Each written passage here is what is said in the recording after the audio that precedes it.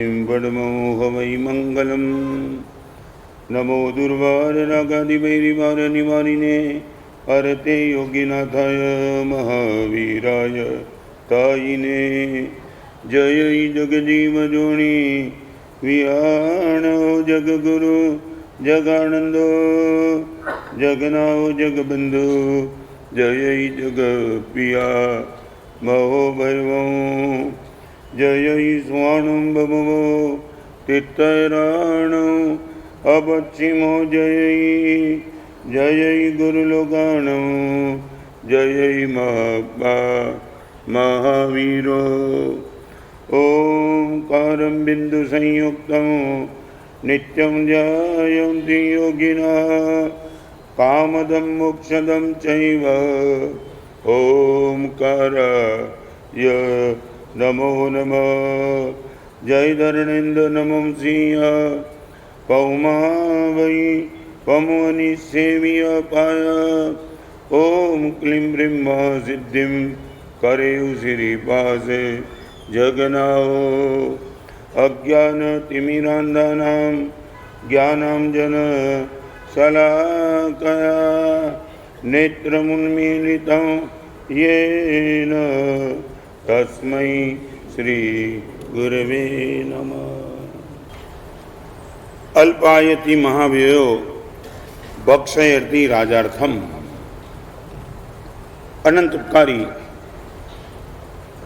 पूज्यपाद आचार्य भगवान सोमदेव सूरी स्वरजी महाराज रचित नीति वाक्य ग्रंथ में कल एक सूत्र हमने उठाया था जिनका अर्थ था इनकम कम और एक्सपेंस ज्यादा। आज यदि आपको पता नहीं चले मगर आने वाले दिनों में आपके लिए वो आपत्ति का आमंत्रण बन सकती है। एक जीवन की व्यवस्था, मान लिया कि हमने जीवन की व्यवस्था बनाने के लिए एक व्यवस्थित हमारा प्लानिंग, मगर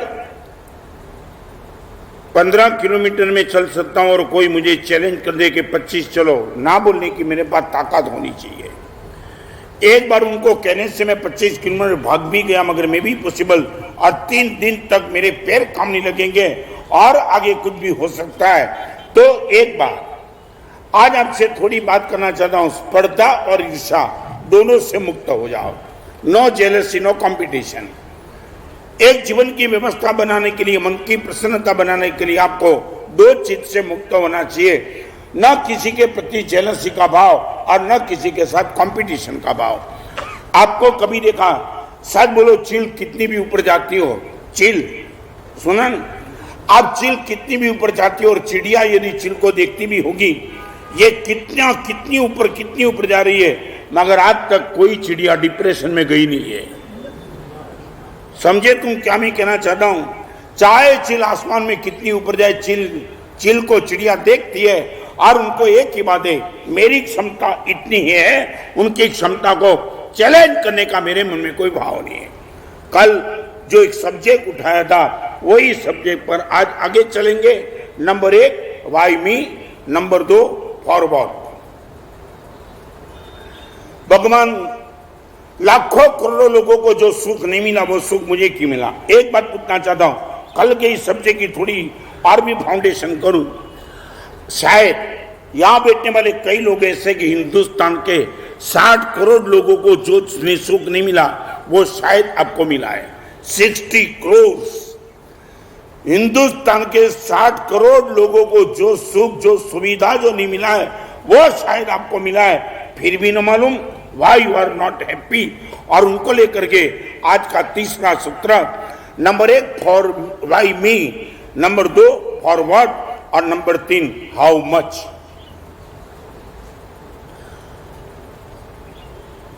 एक बार आप तय कर लो कि गुरुदेव कितना चाहिए मेरे लिए, मेरे जीवन के लिए, मेरे परिवार के लिए, आने वाले 50 साल का प्लानिंग कर लो। मैं विरोध नहीं करना चाहता। महंगाई जिस ढंग से बढ़ रही है, मे भी पॉसिबल आज की आपकी व्यवस्था आने वाले 10 साल में बदल भी जाए। आप ये बोलो महाराज साहब, एक समय था कि 10 रुपए में पूरा परिवार चलता था, आज महाराज साहब 10,000 में भी पूरा परिवार नहीं चलता है। आई एग्रीड विथ यू, मगर एक goal, how much I would like to, एक गोल को लेकर के तुम आगे चलो, 10 साल का प्लानिंग करो। और एक बात बताना चाहता हूं, आपके बेटे के लिए आपको बहुत प्लानिंग करने की जरूरत नहीं है। Only 5 years 10 years that's all. आपके बेटे के भी गट्स है, वो भी पुरुषार्थ क्या है, वो भी पुण्य लेके आए, और आप मानते हो आपके बेटे को करोड़ रुपया दे दो। मैं दीपक को एक बात बताना चाहता हूँ, पुण्य न हो ना, बरसों पहले वाल माटुंगा में मेरा चातुर्मास था, एक साधर्मिक आया, कमजोर था, सही था, और उनको सिर्फ 3,000 रुपया चाहिए था। मैं आपको बोलना चाहता हूँ क्या हो सकता है, वो 3,000 रुपया किसी को प्रेरणा करके मैंने दिलवाया।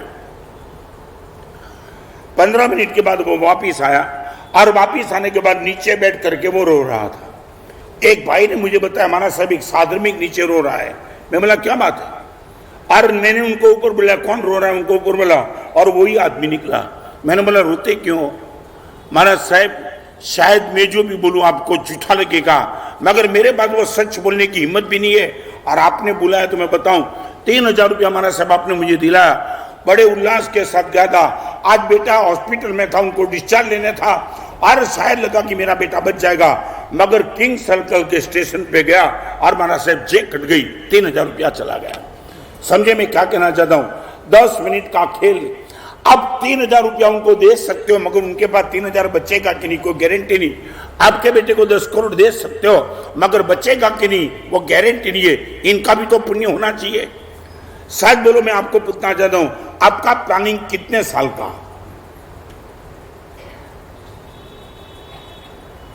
यहां बैठने वाले को पुनः हाउ कितने साल का प्लानिंग? 5 साल, 10 साल, कितने साल का प्लानिंग तुम्हारा? जयेंद्र भाई कितने साल का?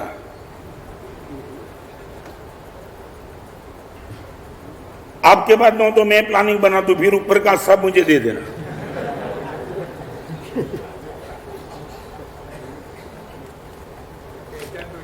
क्या है? बेचार ओके, 2-4 पेड़ी।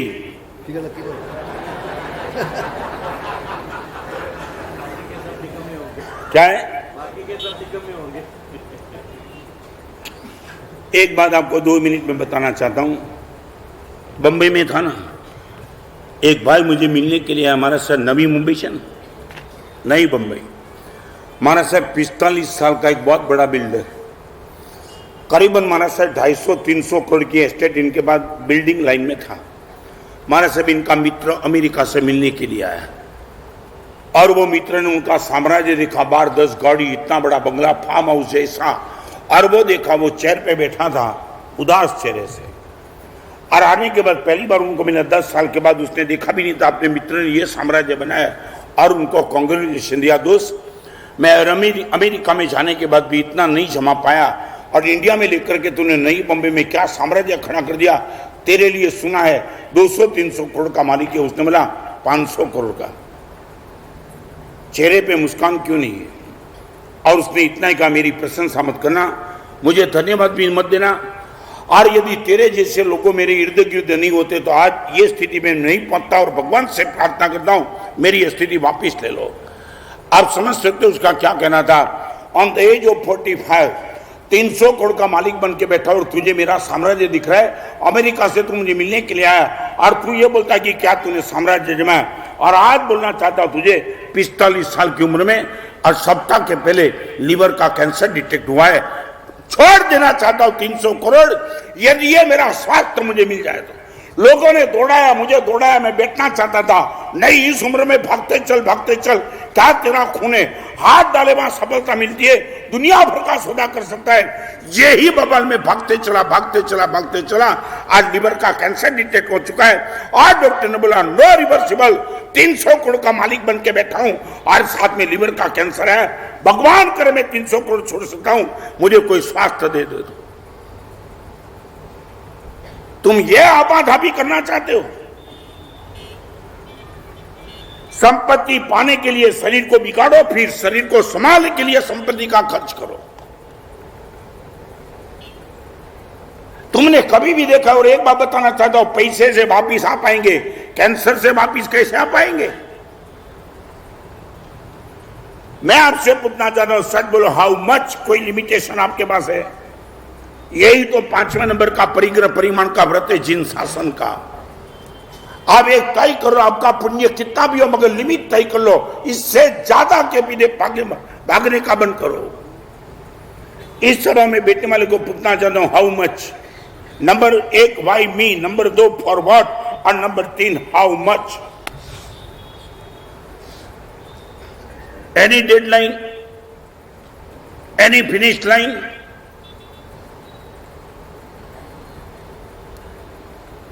मिले ना मिले बात अलग है, मगर आपके लिए एक गोल तो 2000 मीटर की दौड़ में ओलंपिक चल रही ना, भी भागने वाला कितना भी भागेगा, मगर उनके लिए एक डेडलाइन तय है कि मैं भागूंगी, मगर 2000 मीटर 10 साल बाद फिर आराम करना है। मैं आपको पूछना चाहता हूं, हाउ मच?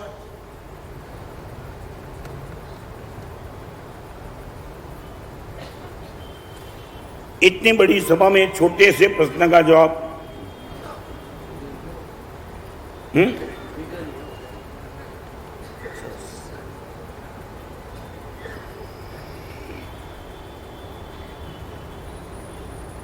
चलो आगे।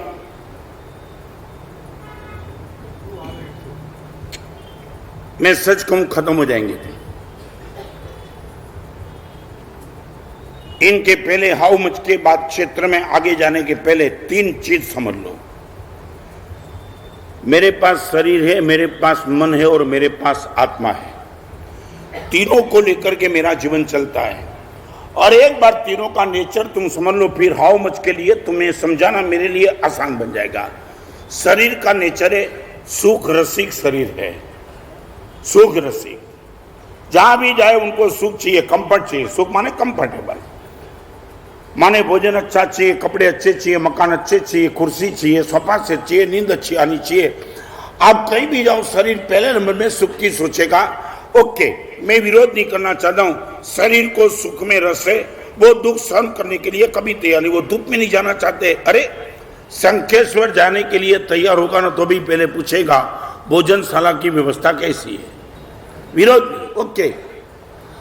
मच्छर तो नहीं है ना, रास्ता तो बराबर है ना, टॉप गियर में गाड़ी चलाओ, 1 घंटे में पहुंच जाऊंगा। ये सब शरीर की बात है, विरोध नहीं। आगे चलना चाहता हूं, मेरी भी मानसिकता है, शरीर सुख रसी के, विरोध नहीं। और एक दूसरे नंबर की बात आपको करना चाहता हूं, मन दुख रसिक है। आप जिंदगी में शायद पहली बार सुन रहे, मन को दुख में रस है। शरीर को सुख में रस है, मन को दुख में रस है। चाहे आपका मन कितना भी बोले कि मुझे सुख में रस है, मैं 2, 3, 4, 5, 10 एग्जाम्पल आपके सामने दे सकता हूं कि मन को दुख में रस है। पहले मैं आगे चलूं इस क्षेत्र में, इनके पहले आपसे पूछना चाहता हूं, सच बोलो, आपके मन को दुख में रस के सुख में रस है? आप मुझे बताओ। मैं आपके सामने 1, 2, 3, 4, 5 जितना भी लॉजिक चाहिए उतना लॉजिक देकर के प्रूव कर दूंगा मन को दुख में रस है।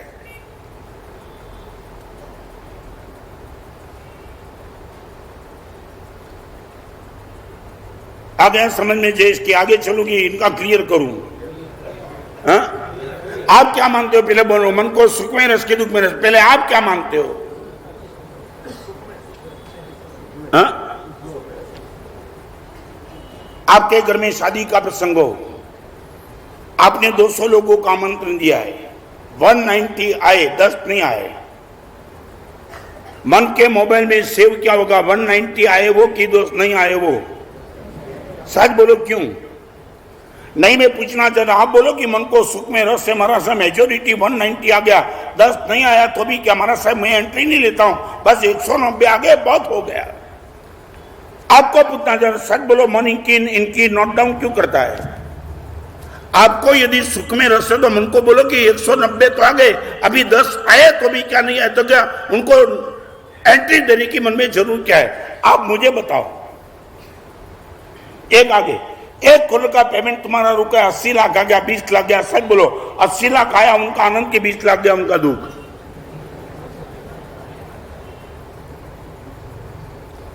नहीं, मुझे बताओ, क्या तुम्हारी मानसिकता बताओ।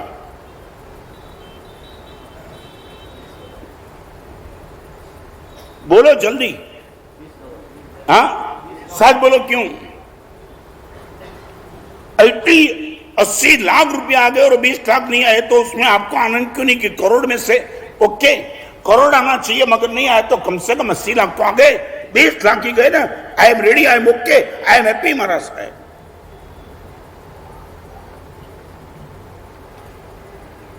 जानना चाहता हूं तुम्हारी ये मानसिकता क्यों बन चुकी है? मन को दुख में रस है। एक बात समझ लो, जहां भी तुमने मन को आगे लिया 100% आपको दुखी करेगा।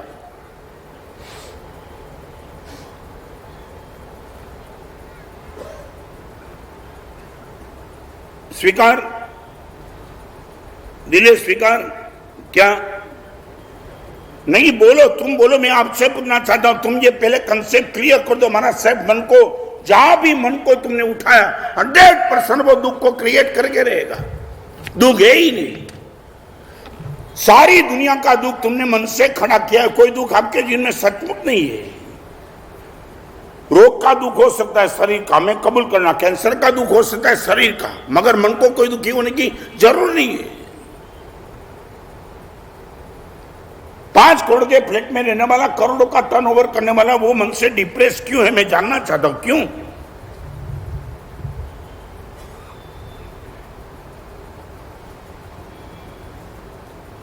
कभी कभी आप मुझे सुख शांति पूछते हैं, मुझे लगता है मैं आपको पूछूं। स्वामी सातामा रोज रोते दिखाई पड़ते, रोज तुम्हें चेहरे पे मुस्कान ही नहीं दिखाई पड़ती। कुछ भी देखो माना, अरे मंदी में तो डिस्टर्ब, मगर प्रॉफिट में लॉस तो भी डिस्टर्ब।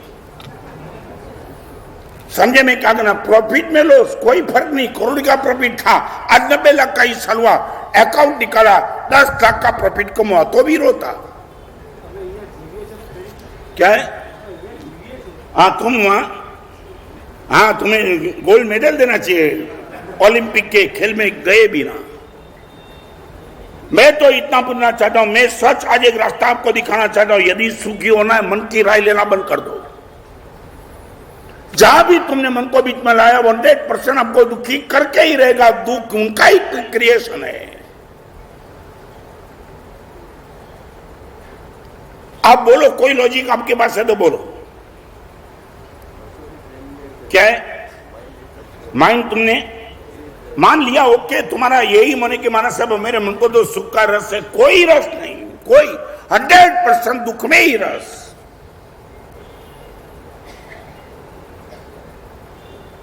मन दुख रसिक है, रस रसिक, माने उनका इंटरेस्ट उसमें ही है।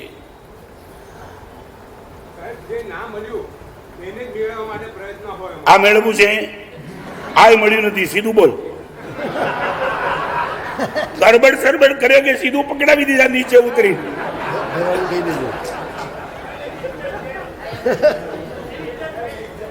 શું કહ્યું? नहीं, जब भी तुम बोलते हो महाराज साहब जो नहीं मिले उनका आकर्षण है, तो इनका क्यों आकर्षण है? सपना। और एक बताऊं, सच बोलो, तुम्हें सपना आया प्रशांत भाई की मैंने दीक्षा ले ली, सच बोलो आनंद आएगा? सपना में बोलता हूं।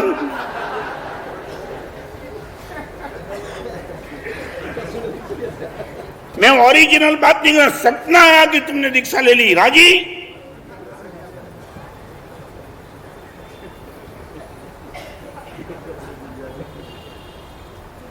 सुखी होने का एक ही रास्ता, don't take the advice of mind. जिंदगी का एक सूत्र समझ लो, कभी भी सुखी होना तो मन को बोलो कि एक बाजू रह जा, बिल्कुल तू बीच में मत आना। हर जगह दुख दुख दुख दुख, माने है क्या? मन को पूछो कि कितना मिला है तेरे, तुझे क्या दुख क्या है?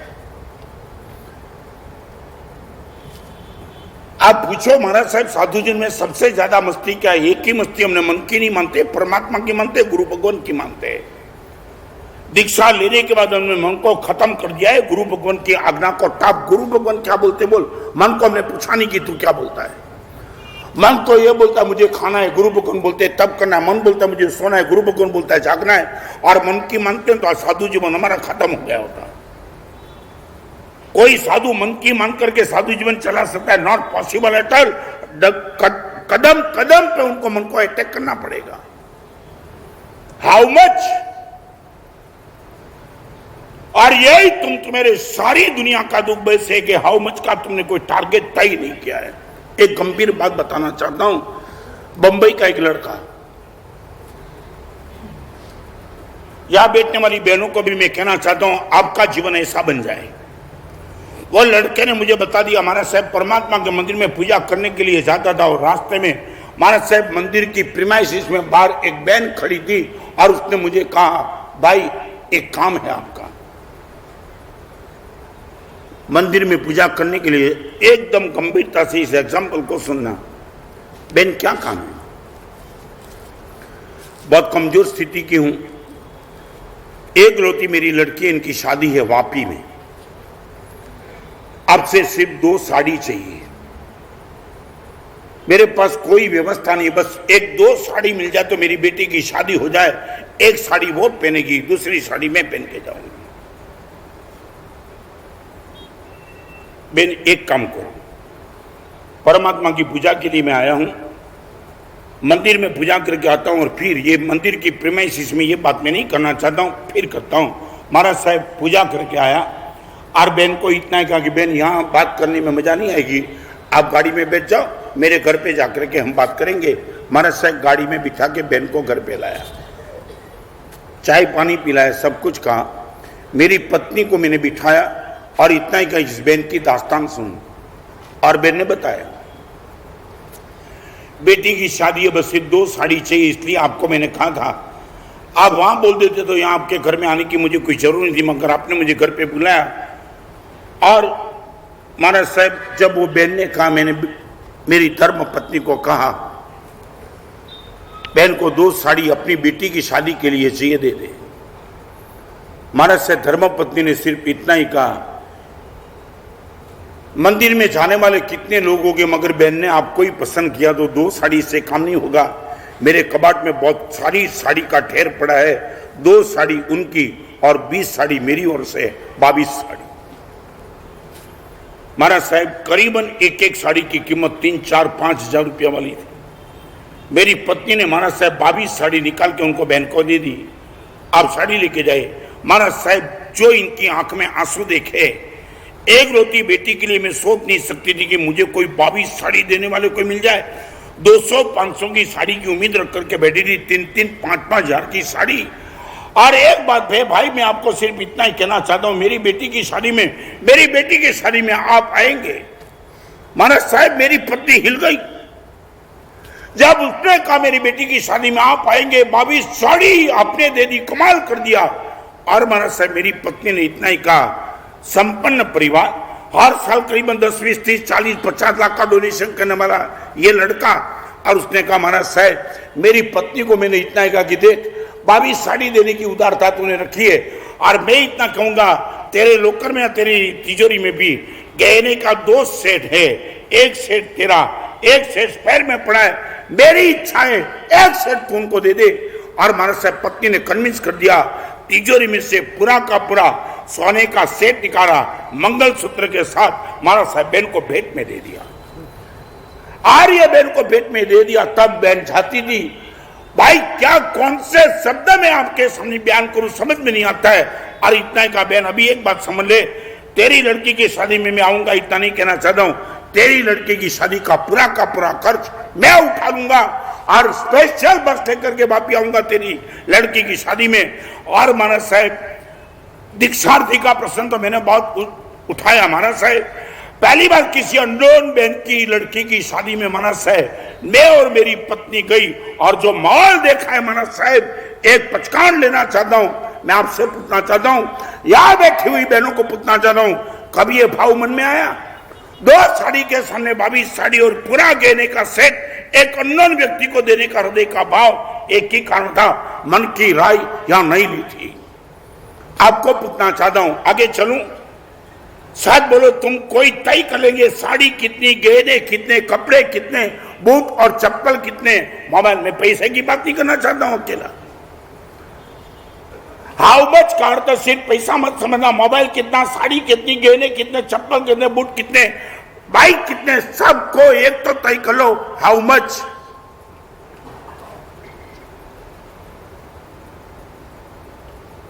एक प्रश्न पूछ करके आगे चलना चाहता हूं, सच बोलो ये तय करने में आपको दिक्कत क्या है?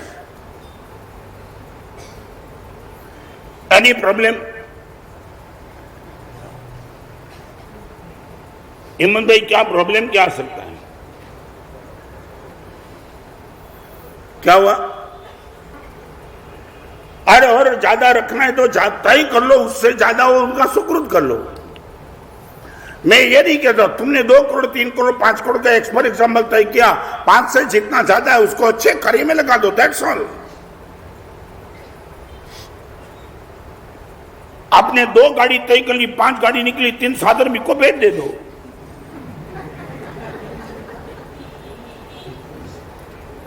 क्या हुआ? उसी जमाने की बात कर रहे हैं।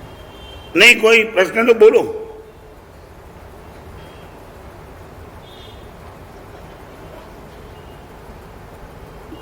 दस जोड़ी कपड़े, 12 जोड़ी कपड़े, उससे ज्यादा होगा तो बस आगे। आज आपके पास जितने जोड़ी कपड़े, उसमें से कोई भी नया कपड़ा जोड़ी आप ऐड करो, पुरानी जोड़ी को निकाल दो, दैट्स ऑल। अभी 20 जोड़ी कपड़े माना साहब कल नया आया और मुझे नया लेने का मन होगा तो 20 में से माइनस करूंगा, मगर 20 से आगे नहीं बढ़ूंगा। नया लाने का विरोध नहीं, मगर पुराना रखना नहीं।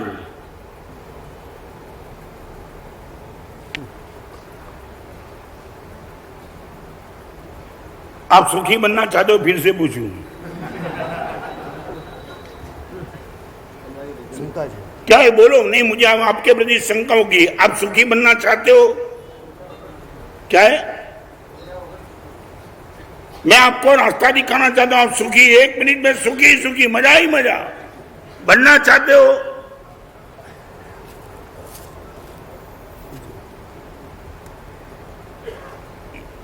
नहीं?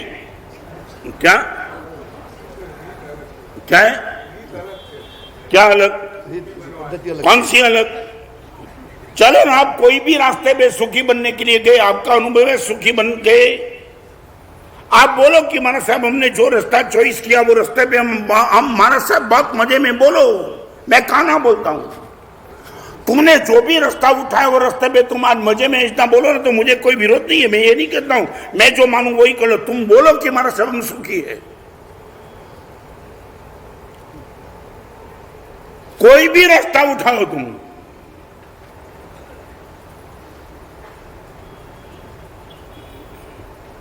सुखी,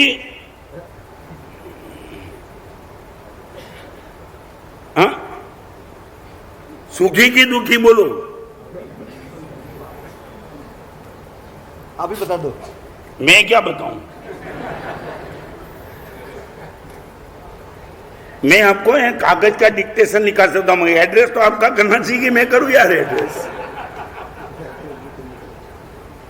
आप किस एड्रेस पे कागज लिखना चाहते वो तो बताओ। Number 3, how much? शरीर सुख रसिक, मन दुख रसिक और आत्मा आनंद रसिक। ये 3 कैटेगरी समझ लो, शरीर की, मन की और आत्मा की। अकेले सुख में रसे वो शरीर, अकेले दुख में रसे वो मन, और आनंद में रसे वो अध्यात्म, इनका नाम आत्मा। हमें न सुख चाहिए, हमें न दुख चाहिए, हमें आनंद चाहिए। अभी आत्मा की बात आपके सामने रखने में थोड़ी जल्दबाजी होगी, इसलिए 2 ही बात रखना चाहता हूं, या तो शरीर, या तो मन, या तो दुख, या तो सुख।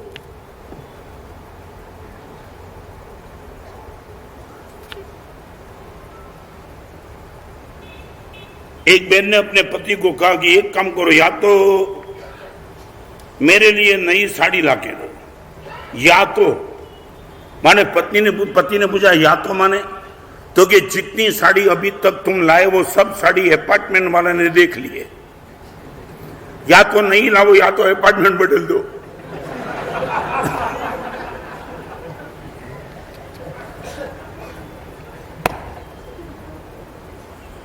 आपके बेटे को देखना भी देख लेना। आपका बेटा भी गिरेगा ना तो रोएगा नहीं, गिरेगा तो फिर इर्द गिर्द देखेगा, कोई देखने वाला है तो रो, बाकी रोएगा ही नहीं, खड़ा होकर चल जाएगा। हाँ, उनको भी लगता है कि रोना भी कोई प्रेम देवे तो रोने में कोई रस है, बाकी फिजूल आंसू क्यों गिराना। और गिरा होगा 10 बजे, मम्मी 3 बजे आएगी, 3 बजे रोएगा। मम्मी बोली क्यों? तो कि गिर गया, कब 10 बजे, अब रो रहा है, कोई था नहीं। सच बोलो, आपकी गाड़ी को देखने वाला जंगल में कोई ना हो तो आपको वो गाड़ी में रस है क्या? आप 50 लाख की 2 करोड़ की गाड़ी लेके जंगल में जाओ, आपकी गाड़ी को कोई देखने वाला नहीं हो, और इंटरेस्टेड इन कार, माने आपका सुख क्या है? दूसरे को दिखाना है कि? सच बोलो, आपका सुख दूसरे को दिखाना है कि दूसरे को जलाना है? हाँ? क्या है? हाँ, दिखा के जलाना है। मैं दिखाता हूं, कोई चलते ही नहीं। रोज मेरा सुख आए, कितनी बार मैंने दिखाया। राम कृष्ण ने बोला हाथ जोड़ देते हो, मगर लेना नहीं चाहते हो। आप चेक कर लेना। बहनों को मैं कहना चाहता हूं, माताओं को, आपको सबको, मन को प्लीज बीच में मत लाओ। मनडू कीमई न बाजे वो कुंतु जी न मनडू कीमई न बाजे। भगवान सारी दुनिया का प्रॉब्लम में सॉल्व कर पाया है, खुद मेरे मन का प्रॉब्लम में सॉल्व नहीं कर पाता हूं। जीम जीम जतन करीने राखू तीम तीम अड़गू भागे। भगवान बात समझाता हूं मगर मेरे खिलाफ ही आकर के खड़ा रहता है। भगवान आनंद गंजी महाराज का ये शब्द, इस मन से भगवान मैं थक गया हूं। अध्यात्म की यात्रा पे आगे निकलने वाले इस आनंद गंजी महाराज कहते, भगवान दुनिया से मैं कभी नहीं थका मगर मेरे मन से मैं थक गया हूं, वो मेरे बस में नहीं है। यही रास्ता मैं आपको दिखाना चाहता हूं। आप तय कर लो हाउ मच। और नंबर 4, वो इज द माइंड। वो is the mind. How much पूछी। नंबर 4, मेरा क्या है। Number 1, why me. Number 2, forward. Number 3, how much. और एक नंबर 4, वो इज द माइंड। ये गाड़ी, ये बंगले, ये मोटर, ये शरीर, ये कपड़े, ये प्रेस्टीज, वो इज द माइंड। मेरा क्या है? वो is the mind. That means मेरा क्या है। एक लीवर का कैंसर हो जाए, अटैक हो जाए, पैरालिसिस का अटैक आ जाए, फिर ये गाड़ी, ये बंगले, ये मोटर, ये कपड़े, ये प्रेस्टीज, क्या मेरा? मेरे मन को टॉप गियर में रखने की ताकत किसकी है? गाड़ी की, बंगले की, मोटर की, परिवार की, पैसे की, किसकी? कभी सोचा तुमने? वो is the mind.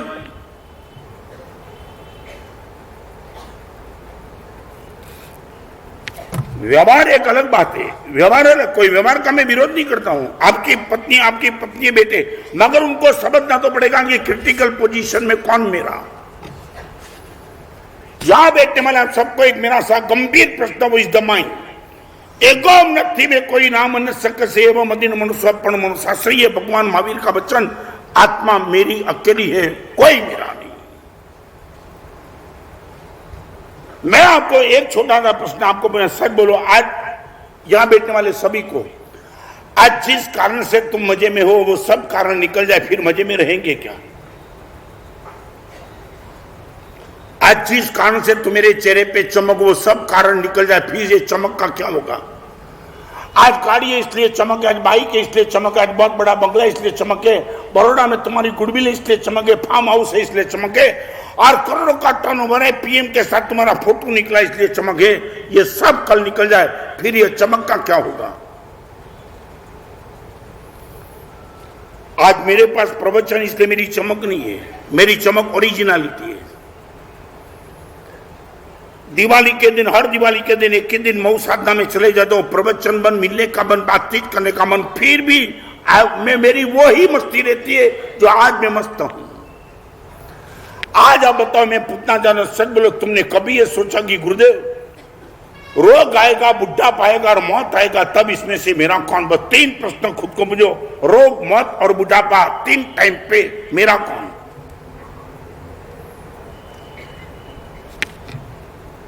Dhirubhai Ambani.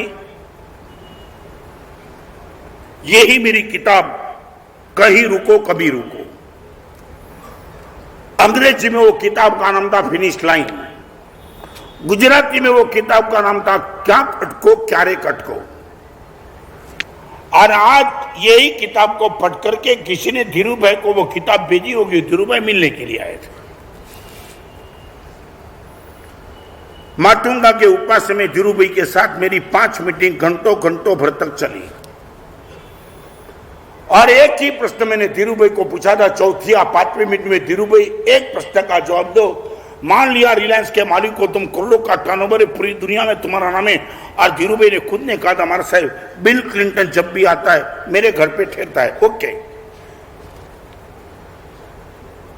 मेरा एक प्रश्न धीरूभाई का था, आज आपको पूछ रहा हूं। धीरू भाई लंदन जाने के पहले तुम एड्रेस तो तय करते हो कि लंदन जाऊंगा तो ठहरूंगा कहाँ, होटल कौन सी, हीथ्रो एयरपोर्ट से मैं कहाँ जाऊंगा, सब तय करते हो कि ऐसे प्लेन में बैठ जाते हो। और धीरू भाई ने इतना का मानस साहब कहीं जाने के पहले मानस साहब एड्रेस तो तय करना पड़ता है ना, मैं कहाँ जाऊंगा, और बिना एड्रेस तय करने के पहले मानस साहब मैं बैठता हूँ नहीं। धीरू भाई इतना जवाब दो, आंख बंद होने के जहां जाएंगे उनका एड्रेस क्या है?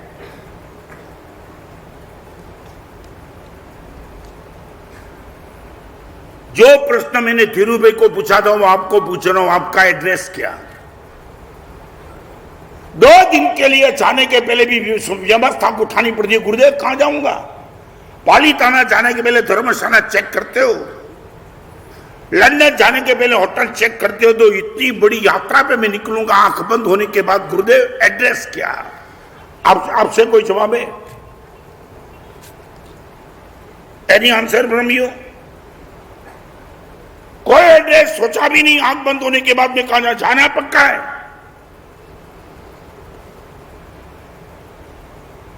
और एक दूसरे नंबर का प्रश्न धीरू भाई को मैंने पूछा था, इतना बड़ा रिलायंस का मालिक बड़े प्रेम से और चाव से सुनता था, इनके चेहरे की आज वो रेखा मुझे भी याद है कि वो डिस्टर्ब थे। माना साहब तो कोई साधु ने मुझे ऐसी बात बताई नहीं कि मरने के बाद कहां जाएंगे। और मैंने बोला धीरू भाई एक बात बताऊं, कोई साधु ने शायद न भी बताई होगी, इनका भी एक कारण है, आपको मरने की बात करने वाला मर सकता है। धीरू भाई अंबानी को मरने की बात कौन करेगा, कौन करेगा? जिसको खुद नहीं। मैंने बोला, मैंने तो आपको बुलाया नहीं, आप जानबूझ करके सामने से मेरी पास कुछ सुनने के समझने के लिए आए, तो मैं आपको सही बात नहीं करूंगा तो कौन करेगा? और मुझे आपका रुपये की जरूरत नहीं है। और एक प्रश्न मैंने पूछा धीरू भाई, नंबर 1 आपका एड्रेस क्या होगा, और नंबर 2, और मैंने दीपक भाई ये बोलने के पहले पूछा ना धीरू भाई कोई बुरा तो नहीं लग रहा है? महाराज साहब कुछ बुरा नहीं, आप बड़े प्रेम से जो भी कहना चाहते हो कह दो, गुरुदेव आप नहीं कहेंगे तो कौन कहेंगे। और मैंने धीरू भाई को इतना कहा, धीरू भाई जिस दिन नाउ यू आर 65, वो मिले तब 65 के थे। आपको मालूम नहीं है, मुझे मालूम नहीं है आपकी जिंदगी कितनी चलेगी, मगर जो भी चले वो, आप जिस दिन इस दुनिया में से चले जाएंगे तब 2 बात होगी, 2 बात। नंबर 1, हिंदुस्तान के हर पेपर की सप्लीमेंट्री में आपका एक नाम आएगा, धीरू भाई गए, मगर 2 चीज धीरू भाई नहीं आएगी। और धीरू भाई ने पूछा माना सब वो 2 चीज कौन सी? तो मैं इतना ही कहना चाहता हूं धीरू भाई, एक आएगा धीरू भाई गए, मगर आपका एड्रेस नहीं आएगा कि कहां गए। नंबर 2, लाखों करोड़ों का साम्राज्य छोड़ के धीरू भाई गए, वो बात आएगी, क्या लेके गए वो कोई समाचार नहीं आएगा। मैं आपसे पूछना चाहता हूं इस सभा में बैठने वालों को गंभीरता से, 2 जवाब है आपके पास, आप कहां जाएंगे और क्या लेके जाएंगे? 2 जवाब। 19 साल की उम्र में साधु बन गए, ये 10-12 साल की उम्र में दीक्षा लेके बैठे, कोई बेवकूफ नहीं थे हम। खाने पीने का घर में ठिकाना होता है, इसलिए कोई साधु जीवन नहीं बन चुके। हमारे गुरुदेव भुवन बानुस्मा ही वो तो डिकॉम IMC लंदन फर्स्ट क्लास पर बिफोर 100 years। ब्रिटिशरों के जमाने में वो बैंक के मैनेजर थे, वो पर्सनालिटी थे, वो निकल गए साधु जीवन में। यहां बैठने वाले भाई बहन माता को जो बवाल करके तुम घर में बैठे हो, मार दूंगा मेरा पेमेंट नहीं आया तो किसके लिए बोलते हो? तुम कहां जाएंगे? एड्रेस है तुम्हारे पास, क्या लेके जाएंगे तुम?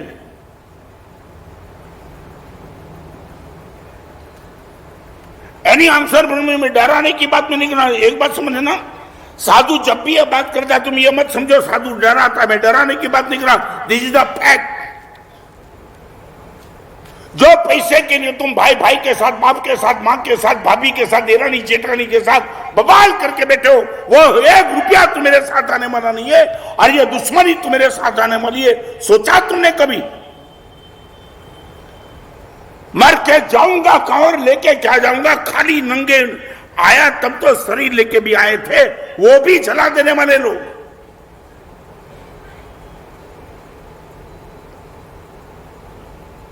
इतनी बड़ी सभा में कोई आंसर है तुम्हारे पास? वो इज द माइंड। मेरा कौन?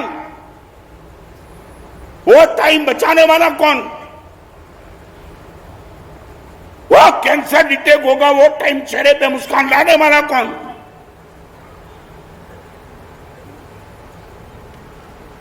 ये तो तुम्हारा भी पुण्य का उदय चल रहा है, इसलिए तुम किसकी मानते नहीं हो। हर जगह तुम हाथ डालते हो सफलता मिलती है। महाराज साहब दुनिया में किसके बाप की मुझे पड़ी नहीं है, मगर जिस दिन डिटेक्ट होगा, कुछ पता चलेगा तो मेरे पैर धरती पे आ जाएंगे। आज आसमान में उड़ते हो। महाराज साहब हड्डी हड्डी तोड़ डालूंगा, वो बोलना सर एक एक एक चीज आने दो फिर पता चलेगा हड्डी तोड़ने वाला का नाम क्या रहता है। आज मैं बताऊं, आज ये घड़ी को मैं उठा सकता हूं, ये मेरी ताकत नहीं, पुण्य का सपोर्ट है। ये हाथ भी मैं ऐसे उठा सकता हूं, पुण्य का सपोर्ट है। और एक टाइम जब आता है बुढ़ापा 80, 80, 85, 90, 90 में चला जाता है, हाथ मेरा भी खुद में उठा नहीं पाता हूं, क्योंकि अभी पुण्य गया। शायद बोलो आप किस आसमान में उड़ रहे हो। मैं बहनों को कहना चाहता हूं, बहू को कहना चाहता हूं, सास के साथ शालीनता का व्यवहार करो। मलाड में था एक भाई मुझे मिलने के लिए सूर्य उपास में, महाराज साहब आज जो प्रवचन में बोलते मैं देख के आया। मैंने बोला क्या? महाराज साहब आज जिंदगी में सोचे नहीं ऐसा हो गया। मैंने बोला हुआ क्या? महाराज साहब जिस घर में मैं रहता हूं उस घर में सास और बहू के बीच में अनबनी चलती थी। मान लिया महाराज साहब शायद कोई घर बाकी नहीं होगा, मगर महाराज साहब क्या हालत बताऊं मैं। आज एक सुबह प्रसंग देख लिया महाराज साहब, और शाम को मैं आपके पास आया हूं। आज महाराज साहब सास चौके में बैठ करके रोटी बना रही थी,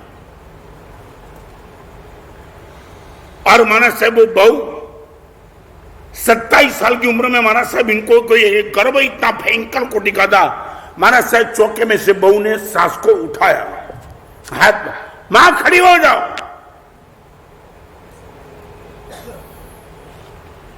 तुम्हारा संसार मैंने जिस ढंग से देखा है ना, अनुभव तो नहीं किया, मगर तुम्हारे संसार को मैं देखता हूं ना, भगवान से कहता हूं भगवान, और गुरुदेव को कहता हूं गुरुदेव आपने मुझे बाल बाल बचा लिया। महाराज साहब वो सास ने बोली बहन मैं रोटी बना रही हूं, खड़ी हो जाओ। मां खड़ी होगी, और एक ही ब्लॉक के बीच टेरेस था, टेरेस में वो मां को लेके गई और अंगुली करके, एक 80 साल की स्त्री की अर्थी निकल रही थी, वो अंगुली करके उस मां को दिखाया तेरी कब निकलने वाली है। यह तुम्हारा संसार। एक बहू अपनी मां को अर्थी दिखाती है, तेरी बुड्ढी कब निकलेगी अर्थी। आंख में आंसू के साथ महाराज साहब मैं इनका पड़ोसी हूं, मैं गवाऊं मेरी आंखों का। मुझे कहने का मन हुआ कि बहन बॉस हो गया, अभी तो रह जा। और मां ने इतना कहा बहन समय आएगा मेरी भी निकल जाएगी।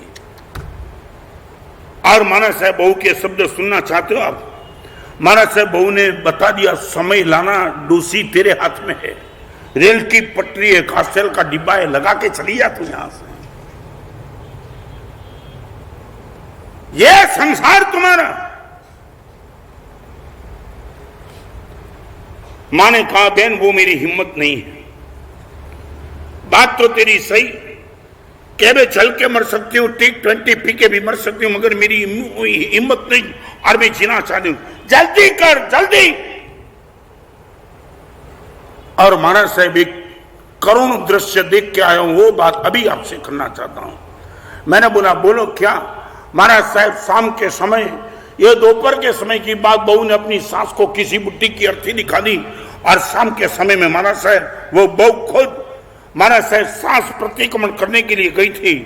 धर्मी बाई थी, शाम को प्रतिक्रमण करने के लिए उसने बहू को बोला कि आज चतुर्दशी का दिन है, मैं जाती हूँ प्रतिक्रमण करने के लिए। और महाराज साहब बहू बैठी अपने घर में चौके के पास रोटी बनाने के लिए, और गैस का सिलेंडर फटा, महाराज साहब बहू जल के खलास हो गई। यह अपनी सास को बोलने वाली कब मरेगी? महाराज साहब इनकी अर्थी निकल गई अभी।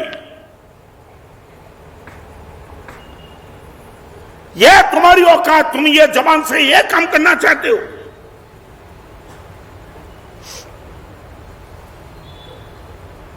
वो इज द माइंड। दो प्रश्न पूछो रोज मेरे साथ क्या और मैं कहां। What will be my address and what will be with me. दो प्रश्न पूछो, छात को धरती तुम्हारी सीधी आ जाएगी, धरती पे तुम्हारे पैर। गाली बोलते हो, दिखा देते हो, किसके बाप की सुनते नहीं हो। दो प्रश्न का जवाब। और मैं बताना चाहता हूं, ध्रुव का चेहरा गिर गया था। महाराज साहब, जिंदगी में पहली बार सुन रहा हूं कि कोई एड्रेस नहीं और मेरे साथ कुछ नहीं। पूरी जिंदगी ध्रुव भाई तुमने रिलायंस को खड़े करने के लिए, रिलायंस ले जाएगा यहां। ना मुकेश अनिल साथ में, ना रिलायंस आपके साथ में, आप अकेले हो। No address. हम बेवकूफ नहीं है कि साधु बन के जीवन की धर्म साधना में लगा दिया, पूरा जीवन लगा दिया उसमें। हम दो चीज चाहते, भगवान मेरे साथ क्या, बस चाहता हूं कि भगवान मेरे साथ आप हो जाओ। कहा जाऊंगा अर्पण कर दो दुनिया भर का हर प्यार तुम्हारे चरणों में, सौंप दिया इस जीवन को भगवान तुम्हारे चरणों में। शायद बोलो चौथे नंबर का प्रश्न का जवाब है आपके पास, और पांचवें नंबर का भी प्रश्न वही है। नंबर 4 वो is the mind, number 5 where I will गो।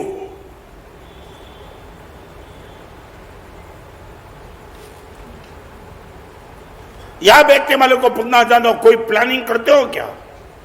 आज लोग मुझे पूछते हैं महाराज साहब चातुर्मास के बाद विहार आपका कहां, पूछते हैं कहां जाएंगे। बराबर है, एक प्लान। चातुर्मास तो अपने आप से चला जाएगा, फिर कहां जाऊंगा ये प्लानिंग तो बनाना पड़ता है। एक 4 महीने के पीछे भी मैं कहां जाऊंगा उनका प्लानिंग मुझे बनाना पड़ता है। तो पूरी जिंदगी की समाप्ति के बाद जहां जाना है उनका कोई प्लानिंग नहीं।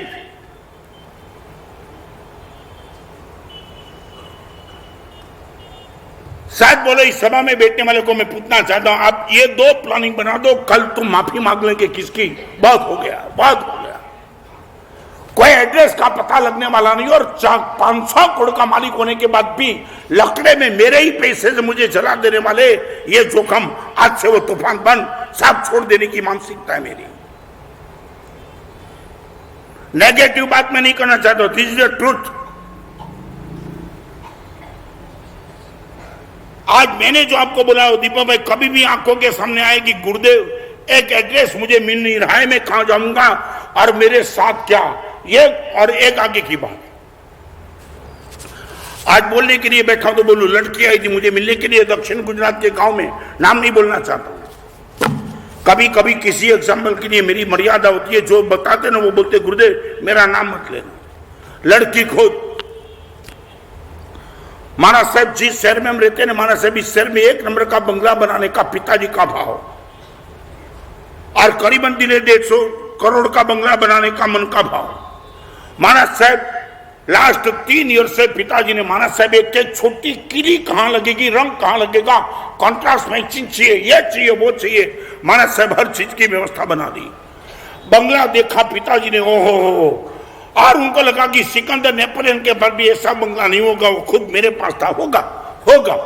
महाराज साहब इन्विटेशन कार्ड दिए, हजारों लोगों की आने की व्यवस्था बना दी महाराज साहब, सब कुछ, और पूरे शहर वाले को आंख विस्मय के व्याप्त हो जाए, ऐसा लगे जीवन का हमारा एक सपना था ऐसा बंगला देखने का, वो देखने को मिला। और इतना कहने के बाद प्रशांत भाई वो बहन रोने लगी, इतनी रोई। मैंने बोला बहन हुआ क्या? महाराज साहब कल सुबह बंगले का उद्घाटन था, आज शाम को पिताजी पागल बन गए। महाराज मुंह में से महाराज साहब थूक निकलता है, ऐसे से सबको देखते।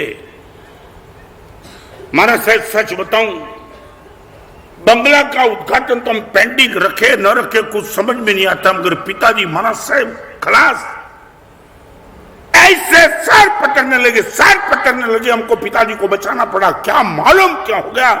और हर डॉक्टर ने आकर को बता दिया अभी तो 2 ही रास्ता है, या तो आपके पिताजी शांत हो जाए, या तो जिंदगी भर तक पागलपना में दिन गुजरेंगे। महाराज साहब आज 1 साल से पिताजी पागल पड़े हैं, वो बंगले में जाने का कोई नाम नहीं लेता है। ये तुम्हारा ये संसार, why me, for what, how much, वो is the mind, where I will गो।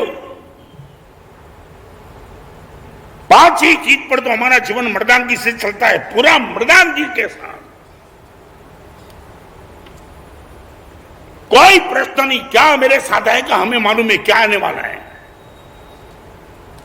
वो लगाओ भगवान के साथ, वो लगाओ गुरु भगवान के साथ, वो लगाओ मुनि भगवान के साथ, और वही लगाओ पवित्रता, प्रेम, प्रसन्नता और मैत्री के साथ, सब मेरे साथ आने वाले हैं।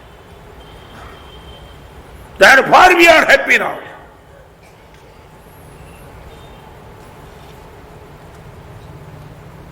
मैं आपको गंभीरता से कहना चाहता हूं, आप किसी के साथ अनबनी बन चुके हैं, माफ कर दो और माफी मांग लो। दोस्त पता चल गया सब कुछ बेकार है, आंख बंद होगी तब बंद होगी नहीं, मगर एक शरीर में कोई डिसीज आए तब भी पता चलेगा ये 500 करोड़ ले जाएगा यहाँ, और सभी के साथ दुश्मनी करके बैठा हूं, छोड़ो, नहीं चाहिए मुझे ये बात।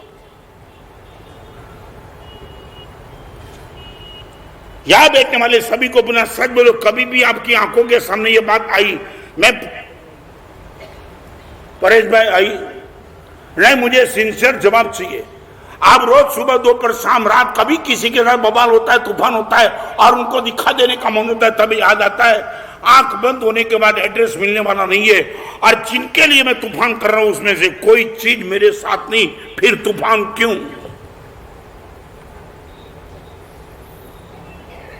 जैसे याद आता है, याद सिर्फ में आप आगे निकलते हैं, यहां बैठने वाली बहनों को मां को पूछना चाहते हो, कभी याद किया?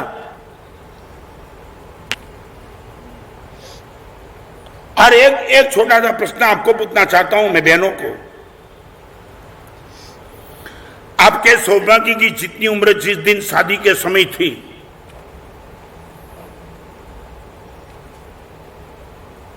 क्या होगी उम्र? एवरेज क्या होगी? हाँ, 22। ओके, यहां बैठने वाली जो भी बहू है, मैं इनको इतना ही कहना चाहता हूं, आपकी शादी हुई तब आपके सौभाग्य की जितनी उम्र थी उतनी उम्र तक आपकी सास को संभाल लो। आपके सौभाग्य की उम्र 22 साल की शायद थी, बस 22 साल तक आपकी सास को संभालो, फिर देखो घर में स्वर्ग क्या पैदा हो जाता है। 22 साल का ये तो 22 साल इनके पीछे। और सास को मैं एक अलग बात करना चाहता हूं, आपके बेटे की शादी के समय जिनके साथ तुमने जानबूझ करके संबंध रखा है, वो इनकी जितनी उम्र है, जितनी सिर्फ 18 साल 20 साल, आपकी बहू को सबक सिर्फ 20 साल के लिए संभालो, फिर देखो घर क्या तैयार होता है। आपकी मानसिकता क्या? या बैठने वाले को सच बोलो, मैं पूछना चाहता हूं, कभी ना कभी ये प्रश्न तुम्हारे मन में उठा, why me, for what, how much, वो इज द माइंड, और 5वें नंबर का प्रश्न, वेयर आई विल गो।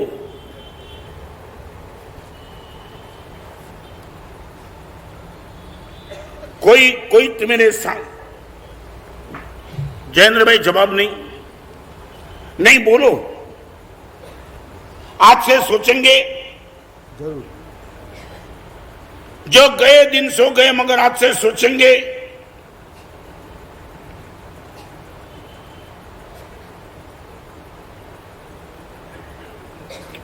हाँ कि ना? हाँ? और सोचने के बाद रिवर्स में आने की पूरी तैयारी रखेंगे, चाहे कुछ भी लॉस करना पड़े, कुछ भी छोड़ देना पड़े तो छोड़ दो, मगर एक बार रिवर्स में आ जाओ। नहीं गुरुदेव, अभी वो जोखम नहीं उठाना।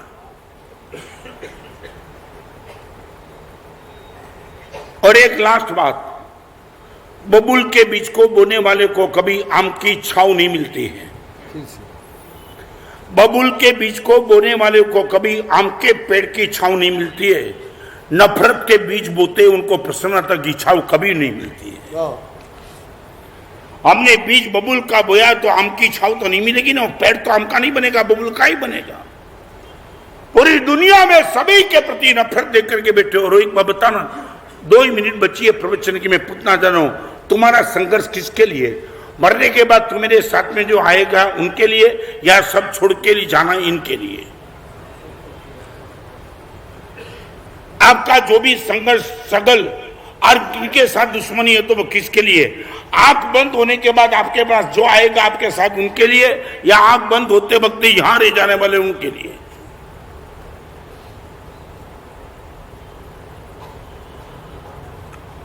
दीपक भाई किसके लिए हो? यदि हो तो प्रशांत भाई किसके लिए?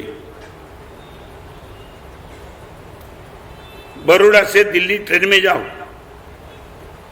आपकी बाजू वाला हो ना कोई, और दिल्ली में दोनों उतरेंगे ना तो मे भी पॉसिबल दो बात हो सकती है। एक बात वो आपकी बाजू वाला आपका कार्ड मांगे, समझें मैं क्या कहना चाह रहा हूं? आज दिल्ली स्टेशन आए, हम दोनों अलग होंगे, मगर एक काम, आपका कार्ड देंगे क्या? शायद बोलो कार्ड कब मांगेगा? हाँ माने कार्ड कब मांगेगा? ओके नहीं, कार्ड मांगेगा कब? बातचीत नहीं, अकेली बातचीत नहीं, पूरी जर्नी में आपका व्यवहार शालीन होगा, बिहेवियर शालीन रहेगी। आपका कार्ड मांगेगा, आपका कार्ड दो, कभी ना कभी मिलने का होगा। भले 10 घंटे की हमारी जर्नी थी मगर मजा आई। एक छोटा सा प्रश्न आपको, सच बोलो, आपकी जिंदगी की समाप्ति के बाद वो टाइम आपका बेटा, आपकी बेटी, आपकी पत्नी आपका कार्ड मांगेगी कि अगले जन्म में पप्पा आप ही मिलना? आपका कार्ड कौन मांगेगा? यह मौत की स्टेशन आएगी और जिस दिन आप चल जाएंगे उसी दिन आपका कार्ड मांगने वाला कौन रहेगा? आपका कार्ड दो, हम जन्म जन्म आपको मिलना चाहते हैं। मैं नवसारी में था, गुरुदेव शांत हो गए, तब जीवन की एक लगा कि पूरा का पूरा जीवन चला गया। आज वो जो भी मिलते लगता है बस जन्म जन्म जन्म जन्म आप मिलो। कार्ड,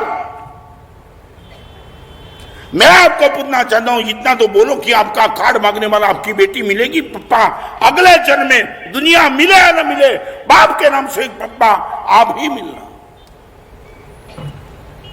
मैंने इससे नौकरों को देखा है और उन लोगों के साथ मैंने मीटिंग की, उसको मैंने कहा कि अगले जन्म में आपका बॉस जिस ढंग से आपको संभालता है, आप क्या चाहते हो?